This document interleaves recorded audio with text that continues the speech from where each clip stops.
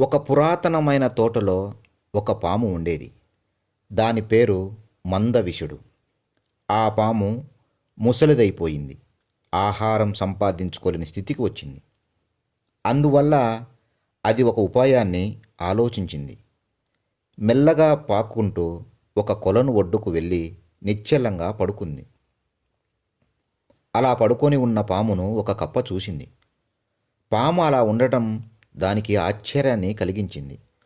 పాముకు దూరంగా ఉండి విషయం వివరించమని అడిగింది.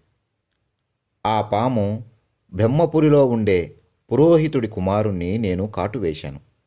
అతను చనిపోయాడు. దానికి కోపించిన పురోహితుడు, ఈ రోజు నుండి నువ్వు కప్పలను మోస్తూ జీవించు అని శపించాడు. అందుచేత నేను అతడి శాపాన్ని అనుసరించి కప్పలను మోయటానికి ఇక్కడకు వచ్చాను అని చెప్పింది. ఆ కప్ప వెళ్ళి తమ రాజైన జలాపాదుడనే వానితో ఆ విషయం చెప్పింది. ఆ సంగతి విన్న కప్పరాజు పాము దగ్గరకు చేరాడు. దాని వీపుపైన కూర్చున్నాడు. ఆ పాము కప్పల రాజును కింద పడకుండా జాగ్రత్తగా చుట్టూ తిప్పింది. మరునాడు కప్పలరాజు మళ్ళీ వచ్చి పాముపై కూర్చున్నాడు. కానీ ఆ పాము కదల్లేకపోతున్నట్లు నటించింది.